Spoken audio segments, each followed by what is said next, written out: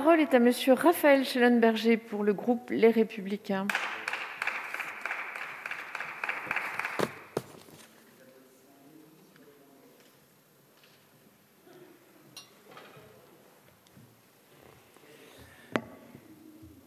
Madame la Présidente, Madame la Ministre, Madame et Monsieur les rapporteurs, chers collègues, nous voilà partis pour près de 15 jours de discussion en séance publique sur ce texte qui concernera la décentralisation, la déconcentration, la différenciation et la simplification, et finalement qui est ce texte qui nous est annoncé depuis plusieurs mois, tendance année, par le gouvernement comme un grand rendez-vous pour les collectivités territoriales. Ce grand rendez-vous, tant de fois déjà manqué depuis le début du quinquennat, par lequel ce pouvoir, ce gouvernement, ce président de la République doivent nous démontrer à quel point ils ont compris la France des territoires, à quel point ils ont compris la diversité de notre nation. C'est une intention louable, nécessaire, urgente, mais malheureusement ratée avec ce texte. Mais nous ne sommes guère surpris par cette cible ratée, puisque le coup d'essai avait déjà été tenté. C'était le texte Engagement et proximité en 2019, qui devait déjà alors apporter un certain nombre de réponses au bloc local. Comment en sommes-nous arrivés là ? D'abord avec la mise en place, en 2017, d'un pouvoir qui considérait que seul, il était tout, qu'il n'avait besoin de personne d'autre, qu'avec sa majorité écrasante de députés issus de la société civile qui connaissaient la vie, il n'y avait plus besoin finalement de tous ces corps intermédiaires. Il n'y avait plus besoin de fédérations, plus besoin d'associations, plus besoin de représentants élus, plus besoin de collectivités territoriales, plus besoin de tous ces échelons intermédiaires qui font pourtant la démocratie du quotidien et la démocratie de proximité. Et puis, cette conception du pouvoir d'un président omniscient s'est confrontée à la réalité des territoires. Violemment, les Gilets jaunes. Les Gilets jaunes qui ont rappelé qu'on ne peut pas décider seul, contre tous, contre l'avis de chacun, qu'il faut construire ensemble pour faire nation. Et s'en est suivi un grand débat, et d'ailleurs c'est surprenant que d'une contestation née de quelques mesures fortes contre lesquelles les Français se sont mobilisés, débouchent des propositions de restructuration institutionnelle. Alors c'est assez symptomatique de certains pouvoirs que de toujours proposer des réponses institutionnelles à des problèmes pourtant simples soulevés par les Français. Et alors arrive opportunément le texte Engagement et proximité à la veille des élections municipales, ce texte censé caresser les maires dans le sens du poil, redonner de la visibilité aux maires, aux élus municipaux à la veille des élections municipales. Pour une Macronie en quête de candidats, c'était bienvenu de voter un tel texte. Du coup, le signal devait être clair. Engagement et proximité était le texte des maires. Les maires nous ont dit largement ce qu'ils en ont pensé, et à quel point ce texte a raté lui aussi sa cible. Et puis on différencie, on traitera la question des départements et des régions plus tard. Nous y voilà pour traiter la question des régions et des départements, avec un paradigme qui est toujours le même. La loi NOTRe est mauvaise. On parlait des irritants avec Engagement et proximité, des irritants de la loi NOTRe. Aujourd'hui, on continue de cibler ces éléments qui n'étaient pas bons. Tout le monde est d'accord, y compris vous, monsieur le rapporteur, dans un rapport que nous avons commis ensemble, pour dire que la loi NOTRe est la pire des lois d'organisation territoriale que nous ayons connues depuis 1982. Et pourtant, vous nous présentez un texte qui, encore une fois, ne touche pas à la loi NOTRe. N'y touche pas. Ou alors une demi-virgule. Et c'est ça qui est incompréhensible. Ne vous en faites pas, on va régler votre problème. Oui, nous savons que votre problème, c'est la loi NOTRe, mais non, nous ne toucherons pas à la loi NOTRe. C'est à n'y rien comprendre.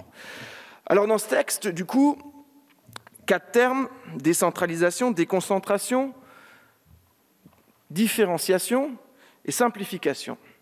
Décentralisation, Vous nous l'avez dit, Madame la Ministre, en commission, si vous cherchez bien, il y en a un peu. Ce sont vos mots, Madame la Ministre. Si nous cherchons bien, il y en a un peu. Nous avons bien cherché, nous n'avons pas trouvé beaucoup pour la décentralisation. À part des transferts d'infrastructures en matière de gestion, je pense notamment aux routes, il n'y a pas vraiment de décentralisation, il n'y a pas de mouvement de décentralisation. Déconcentration, on est toujours dans l'eau tiède. On vous dit, rétablissons le rôle du préfet de département. D'ailleurs, on prend cela en vos mots, qui nous dites le couple maire-préfet. Et la réponse, quand on dit par exemple sur des organismes dont il faut assurer une tutelle de proximité par le préfet, qui connaît les territoires et qui, dans un lien de proximité avec les élus, est en mesure de rendre des arbitrages. Ah oui, mais enfin attention, pas tous. Les OFB, par exemple, non. Le principe de dire que c'est le préfet qui représente le gouvernement en tout acte dans le département, eh bien, ça, non, on n'ose pas trop le dire non plus. On supprime tout ça. Donc, encore une fois, pour ce qui est de la déconcentration, de la demi-mesure. Et la différenciation, et c'est là que nos visions vont se confronter, on est dans l'archétype de la réponse administrative à un problème politique. Le problème politique, c'est cette suppression de la clause de compétence générale voulue par la loi NOTRe. C'est cette idée que, surtout, il ne fallait pas que les élus puissent se saisir de ce qui les intéresse, surtout pas. Ils ne se saisissent que de ceux dont on les autorise à se saisir. On se rend compte que ça coince. On se rend compte que c'est contraire au principe même de la décentralisation et de cette capacité qu'on donne aux collectivités territoriales d'apporter des réponses circonstancées à des problèmes qui n'existent parfois que dans une collectivité territoriale. Et alors on imagine un nouveau concept administratif, la différenciation, en se disant, bon, plutôt que d'avoir le droit de faire ce que vous voulez quand vous en avez besoin, quand vous en aurez besoin, vous aurez le droit de nous demander si vous avez le droit de le faire. C'est ça la différenciation. C'est l'autorisation donnée à une collectivité territoriale de lever la main pour savoir si éventuellement, dans un cas bien particulier qui ne correspond qu'à elle, elle pourrait avoir les moyens d'intervenir, plutôt que de poser le principe général de dire « quand vous avez quelque chose qui vous concerne, intervenez, ce sera plus simple ». Et puis la simplification, il y a toujours quelques mesures bienvenues. Ne nous en cachons pas, comme dans nombreux textes balais qui viennent en fin de quinquennat et qui permettent, dans des chariots de mesures sans grande cohérence entre elles, d'apporter un certain nombre de simplifications, d'adaptations qui sont liées à des fins de mandat, qui sont des choses qui traînent dans les tiroirs depuis longtemps et dont on se dit, bon, on a un véhicule législatif, on va les mettre dessus. D'ailleurs, du coup, on s'occupe pêle-mêle d'un bel article en fin de texte sur nos écuries nationales, sur le logement, sur la santé, sur la culture, sur la coopération transfrontalière, sur le droit funéraire. On en met toute une volée de simplification. Elles sont bienvenues. Enfin, c'est bien un texte balai de fin de mandat avec diverses mesures d'adaptation et de simplification. In fine,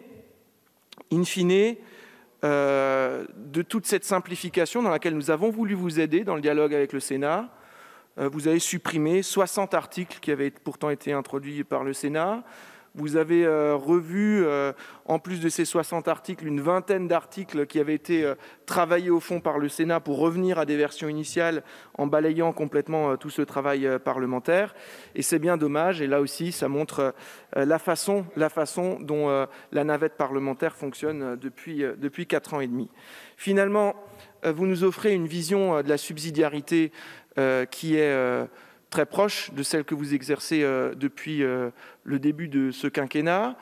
On a longtemps parlé de Tocqueville lors du texte engagement et proximité. On en a un peu moins parlé en commission ce coup-ci.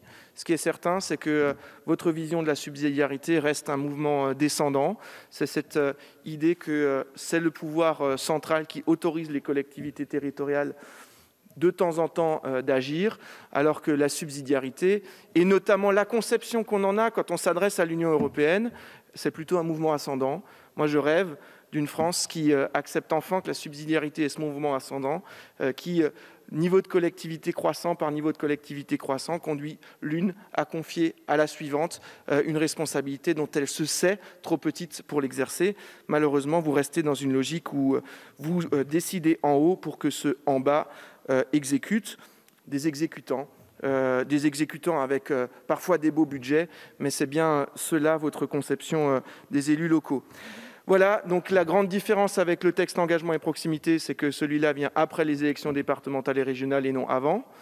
L'espoir d'avoir des élus départementaux et régionaux est déjà déçu. Voilà, donc comme l'espoir est déchu, comme les conseillers départementaux et régionaux ne sont pas issus de vos couleurs politiques, eh bien, pourquoi donc leur confier plus de responsabilités? Pourquoi donc leur confier les moyens d'exercer le mandat pour lesquels les Français leur ont fait confiance, bien qu'ils ne soient pas issus de haut rang? Nous serons, avec les Républicains, mobilisés pour défendre des collectivités territoriales que nous connaissons, parce que nous les gérons en large majorité dans ce pays et que nous sommes plus que jamais attachés à la libre capacité d'agir de nos élus locaux.